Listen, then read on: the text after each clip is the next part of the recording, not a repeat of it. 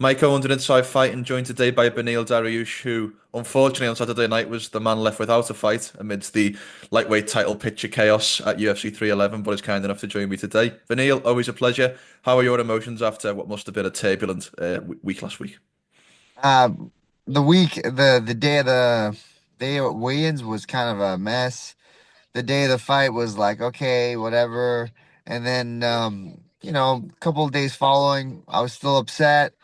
I'm kind of over it now. I just want to look forward to the next camp, see what they have for me, and just waiting on them. Kind of. That's where I'm at. 100%. Can you give us a little, I know you've done this on other outlets, but can you give us a little bit of a walkthrough of how everything went down and how it went from you being matched up with Renato Moicano to Renato being having the title fight and you being without an opponent?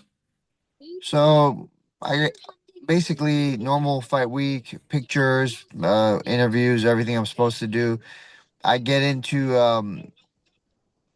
Thursday night I go to bed early, like around 7 p.m. because I want to be able to sleep. I normally can't sleep Fridays because I cut weight. So I go to bed early, wake up around like 3 a.m. I have a text that says you know, can you make 55 from Ollie? I say sure. End up making 55 or right around 9 a.m. And you know, I'm kind of hearing rumors Arman's not gonna be able to make weight, and things aren't going the way they're supposed to. I um I go ahead and you know start rehydrating. Go Mm. back to my room. I don't want to rehydrate in front of all the other athletes, doctors, whatever. So I Mm. go back to my room, and Ollie texts me, "Hey, I'm gonna come to your room." I was like, "Okay." So waiting for him to come into my room, and to be honest with you, I'm just waiting for him to tell me basically I got the shot. I'm Yeah. fighting Makhachev, and he comes in and he says the opposite. He says Hanato's fighting Makhachev, and I'm not fighting at all. So that's pretty much how it went. And then it was the energy was a little bit tense in that room for a little while. But yeah. What was that feeling like when you thought it was going one way in your favor and then it turned out to be going in another direction? I knew there was a possibility because Mm. he told me ahead of time they might pick Hanato. I just figured they would pick me because I was ahead in the rankings. Makhachev and I had history, and I just figured it made more sense that we would be scheduled together, but they didn't go with that route. Yeah, 100%. Was there ever talk of a replacement opponent? I mean, Dan Ige likes to fight on a few hours' notice. I'm sure he probably would have flown from Vegas to California to fight you. Was there ever discussions of a switch up in that way? There's no talks of that, and I wouldn't fight Dan. Dan's a buddy of mine. Mm. I would not want to fight him. Yeah, 100%. Um, some fighters would say getting your show and your win money without taking any damage is kind of best case scenario in some ways. Would you agree with that sentiment, or are you one of the guys who wants to continue to move up the lightweight title picture? Yeah, I mean, if money's your goal, it's definitely it's the best case scenario if money is the goal because I can, reset and try to jump in there and fight again. But money's not the goal. Being the best in the world is the goal. So if I can't perform, I'm basically stuck in limbo. And that's what it feels like. So yeah, I understand the benefits of it. Don't get me wrong, as a family man. But my goal is still to be the best in the world. So it's not the best case scenario. It's not a bad case scenario, but it's not the best. We'll be back to the video in just a second, but first, the NFL season is coming to an end. We've got the conference championship games coming up this weekend. Whether or not your team is in the big game does not matter because Inside Fighting has a way to get you guys closer to all the action. And right now, we've partnered up with our friends over at DraftKings, an official partner of the NFL.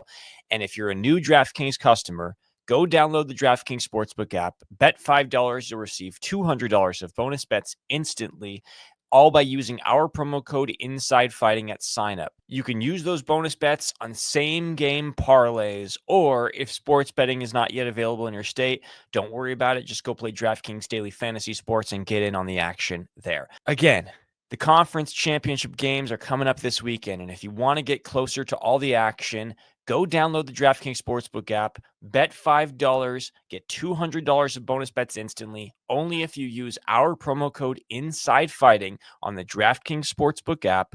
The crown is yours. In the immediate aftermath as well, I saw a couple of people in the lightweight division call out your name. Grant Dawson got a big win against Carlos Diego Ferreira, and he mentioned he'd like to fight you in Miami. I also saw Mateusz Gamrot call for a rematch with you at UFC London. Did you see either of those call outs, and do you have interest in either of those matchups? Yeah, I someone told me about Grant. I didn't actually see it myself. I was driving to the stadium, so I wasn't able to actually see the call out. But I mean, is he ranked? I don't. He's just got the number 15 ranking with his last win. Yeah, it's tough. It's tough to fight.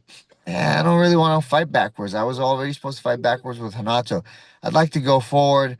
And the truth is, Gamrot and I had a fight, and it wasn't, it was whatever. It wasn't that long ago. It doesn't really make sense to fight again, especially since our rankings aren't that different. I'd like I'd like to fight somebody ahead of me for once, and ideally I would like to fight what is it called? The It's Dustin Poirier, Max Holloway, or what's his name, Chandler. I obviously I don't know how Chandler is ahead of me in the rankings, but I think those are the fights that make sense. And my most ideal one would be Dustin Poirier, and then Holloway, and then Chandler. What interests you about those three fights the most? Is it the style matchup that you think? Is it the how it would elevate your position in the rankings and the division? What is it about those three that gives you the most interest? Mostly it's the elevation of my position. That's kind of where I think if I beat Dustin Poirier, I'm pretty much back in Dustin title contention. I think same thing with Max Holloway. Maybe not so much with what's his name, Michael Chandler, but Chandler. I think it still puts me in a pretty good place. So that's kind of my mindset. There is quite a few rumors I've heard, and they're only rumors that the UFC are trying to set up UFC Louisiana for Dustin Poirier's last fight this year. Have you heard those rumors, and would the prospect of that specifically interest you? I mean, that's fine with me. That would be great. If it's an option, I'll take it. If it's his last fight, I'll take it. But it's like, the guy says last fight, and then all of a sudden he'll fight again. You never know with last fights. It's not that simple. And he's always talking about how, like, if I got that feeling, I'm gonna fight again. So well, you're sending mixed signals basically. So Yeah. it's hard to really read whether it's gonna be his last fight or not. But that's not my call. That's his call. So we'll let him decide. Have you moved on from the fight with Renato Moicano, or would that still interest you? Um, Depends how quickly, I guess. Ideally, like I said, I would like to fight somebody ranked ahead of me. Um, yeah, I mean, not particularly, because he's probably gonna take some time off.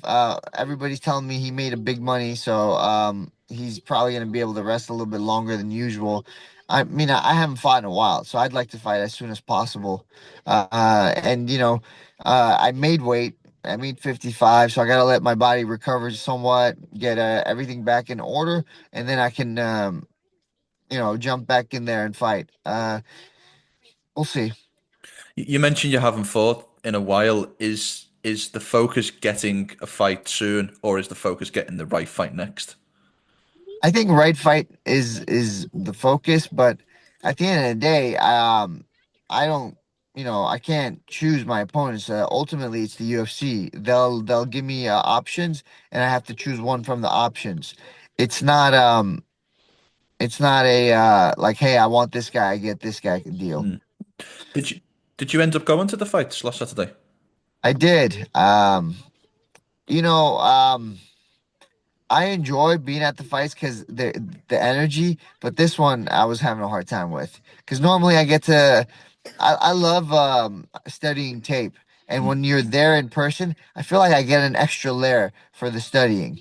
and I didn't really have that this time. I was just like, the energy was like, I'm supposed to be in there. I'm supposed to be fighting, and I couldn't get past that. And so it was a little bit more difficult than usual. Um, I'm not saying I didn't enjoy it. It just I know I would have enjoyed it a lot more. For example, when Anaheim card, who was it?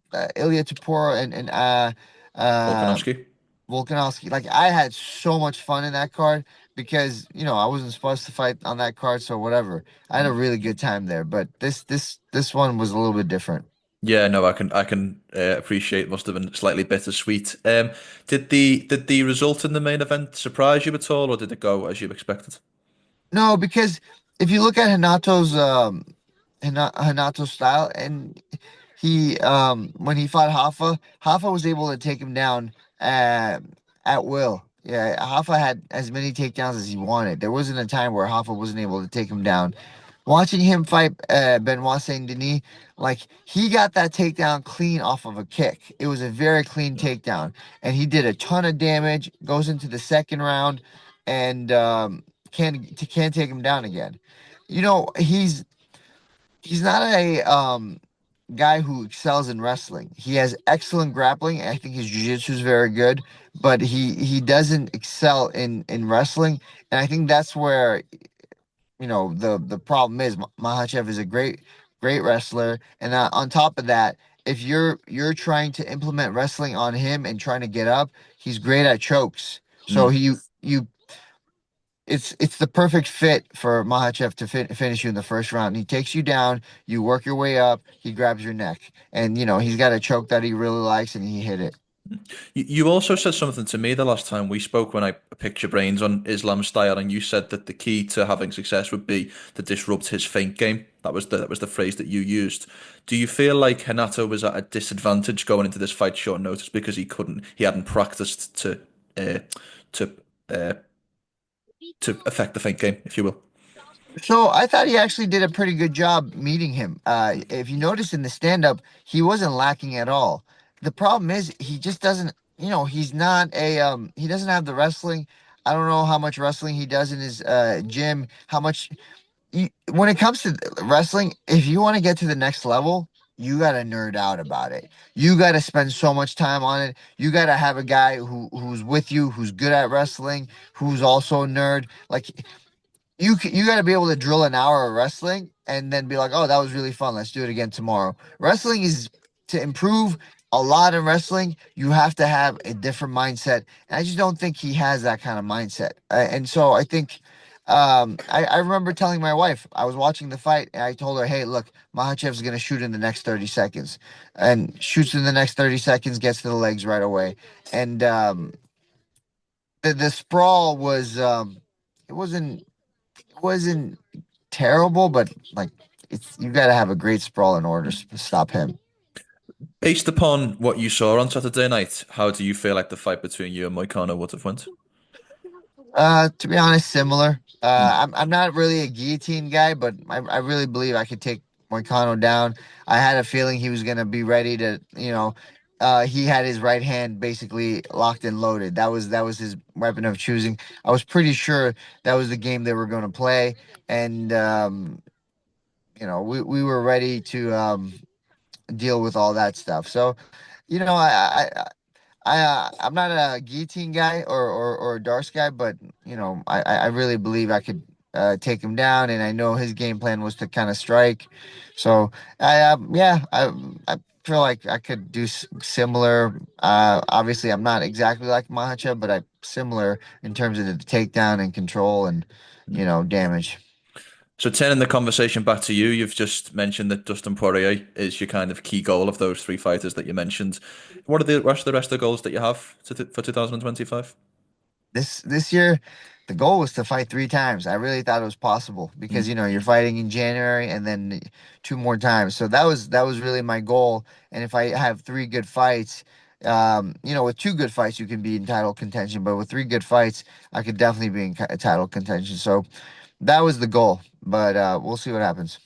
Do you almost count what happened last Saturday night as one of those three fights? Because from a monetary standpoint, you've at least earned for the family. Yeah, I guess making weight, the hard part, all of it was done. But getting that W next to your name in the record books is important for moving up in the division. So yeah, it was you could call it a fight because all the process I had to go through, but it's not. It's not. It's just not. You know what I mean? Yeah, no, I appreciate that. Well, last question from me before I let you go, and thank you so much for your time. UFC 313 co-main event is in your division, Justin Gaethje versus Dan Hooker. I don't see how this fight is probably not fight of the night unless Alex Pereira and Madan Kalaev do something extra special. So how do you see that big fight at 155 playing out in March? Yeah. Is it 3 rounds or five? It's 5. Five. Yeah. I think actually 5 rounds might favor Dan Hooker because if he doesn't get knocked out early, he typically does pretty well. So I think it's a really good fight. I think key factors, I would say. Yeah, I think the leg kicks of Justin Gaethje, if Dan can deal with those, he's gonna have a really hard night. Because if you watch his fight with Edson Barbosa, I don't think it was so much leg kicks as body kicks, but he wasn't able to deal with the kicks where he could really answer them. He was able to, he had a good style of boxing and engaging, but the kicks is where he fell short. So if he can't deal with the kicks of Justin, he's gonna have a hard night. Couldn't agree more. Beneil, thank you so much for your time. I always appreciate it. I'm sorry to see what happened on Saturday night, but good to see that you got paid and look forward to seeing you back in action in the not too distant future. Thanks, brother. You have a good one.